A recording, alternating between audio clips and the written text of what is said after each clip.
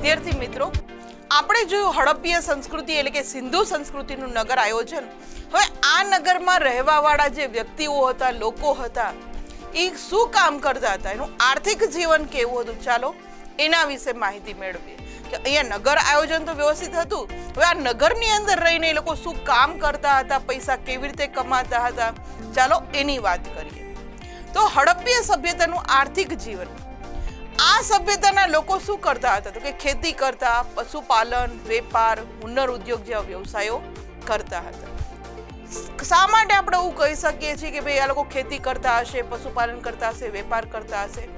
કારણ એ છે કે જ્યારે આપણે ખોદકામ કર્યું ત્યારે આપણે પુરાતત્વ શાસ્ત્રીઓએ શું કર્યું, તો કે કાલીબંગન આપણે જ્યારે જોતા હતા ત્યારે કાલીબંગનની અંદરથી આપણને તાંબાના ઓજારો મળે છે જે કે ખેતીના રિલેટેડ હતા. એટલે આપણે કહી શકીએ કે આ સભ્યતાના લોકો છે એ ખેતી સારી રીતે કરતા હશે. ત્યારબાદ તો કે અમુક આપણને પાલતુ પશુઓના આપણને અવશેષો મળે છે એટલે આપણે કહી શકીએ. અને ત્યારબાદ એવું પણ આપણે કહી શકીએ કે પાલતુ પશુઓને રાખતા તો હશે ને, અમુક પાલતુ પશુઓના અવશેષો માણસના અવશેષ સાથે મળ્યા છે. એટલે એમ કહી શકાય કે આ લોકો પશુઓને પણ ખૂબ જ પ્રેમ કરતા હશે અને એ લોકોને પાળતા હશે. વેપાર એટલા માટે કહી શકીએ કે આપણી જે સિંધુ સંસ્કૃતિના લોકો છે એ બીજી સંસ્કૃતિ સાથે પણ, એટલે કે આપણે જોયું હતું કે શરૂઆતની અંદર કે ચીનની અંદર, રોમની અંદર, મેસોપોટેમિયાની અંદર જે સંસ્કૃતિ હતી એ સંસ્કૃતિના લોકોને એ લોકો આપણી હુનર એટલે કે કલા ઉદ્યોગની જે કંઈ વસ્તુઓ છે એ વેચતા હશે કે ખેતીની કોઈ આપણી પેદાશ વેચતા હશે એમ કહી શકાય. એટલે કહી શકાય આ લોકો વેપાર પણ કરતા હશે.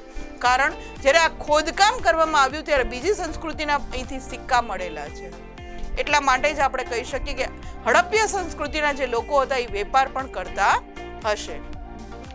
આ સભ્યતાના લોકો ખેતીમાં કયા કયા પાકો ઉગાડતા હતા, તો કે ઘઉં છે, જવ છે, વટાણા છે, તલ, સરસવ જેવા પાકોની ખેતી કરતા હતા. કારણ કે અહીંથી એના અવશેષો મળ્યા છે એટલે આપણે કહી શકીએ.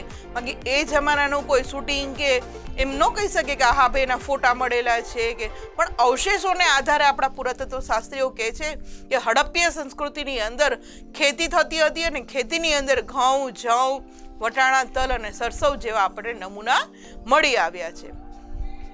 આ લોકો ખેડવા માટે હળનો ઉપયોગ કરતા હતા, કારણ કે એવા હળ પણ મળી આવ્યા છે. એટલે કહી શકીએ કે હડપ્પીય સંસ્કૃતિના લોકો છે એ હળનો ઉપયોગ કરતા હતા. આ ઇમેજની અંદર જે આપણે કહી શકીએ કે હડપ્પીય સંસ્કૃતિના લોકો છે એ આપણે જોઈ શકીએ છીએ કે એ લોકોના ઘર છે, નગર આયોજન છે, ખેતર છે, એ આપણે અલગ અલગ જોઈ શકીએ છીએ. આગળ વાત કરીએ કે પશુપાલનની અંદર કયા પશુઓ પાળતા હતા, તો કે ગાય, ભેંસ, બકરી, ખૂંદવાળો બળદ પાળતા હતા. આંતરિક અને આંતરરાષ્ટ્રીય વેપાર કરતા હતા. હમણાં જ આપણે વાત કરી કે વેપાર કરતા હતા. કેવી રીતે ખબર પડી કે બીજી સંસ્કૃતિની જે છે, રોમની સંસ્કૃતિ, મેસોપોટેમિયાની સંસ્કૃતિ, આ બધી સંસ્કૃતિઓના સિક્કાઓ અહીંથી મળે છે. એટલે એમ કહી શકાય કે અંદરો અંદર તો વેપાર કરતા હતા. ધોળાવીરાનો માલ કાલીબંગનમાં જાય, કાલીબંગનનો માલ લોથલમાં જાય, અંદર અંદર તો વેપાર હાલતો હતો, પણ આંતરરાષ્ટ્રીય પણ એ લોકો વેપાર કરતા હતા. અહીંનું સુતરાઉ કાપડ મેસોપોટેમિયા અને તેના માધ્યમથી ઇજિપ્ત સુધી પહોંચતું એવા ઇતિહાસકારો માને છે. કારણ કે ઇજિપ્તની અંદર આપણા સિંધુ સંસ્કૃતિના અવશેષો મળી આવ્યા છે, એ માટે એમ કહી શકાય કે અહીંનું જે કાપડ છે એ ઇજિપ્ત સુધી પહોંચાડવામાં આવતું હતું.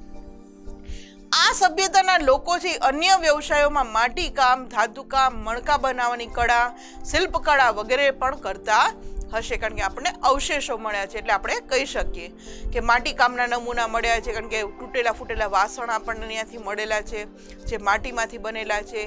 ધાતુકામ, કારણ કે આપણને ખ્યાલ છે કે તાંબાની ધાતુના આપણને ખેતીના અવશેષો મળેલા છે, ઓજારો મળેલા છે, મણકા ક્યાંકથી મળેલા છે. એટલે આપણે કહી શકીએ કે આ લોકો છે એ અન્ય વ્યવસાય પણ કરતા હશે.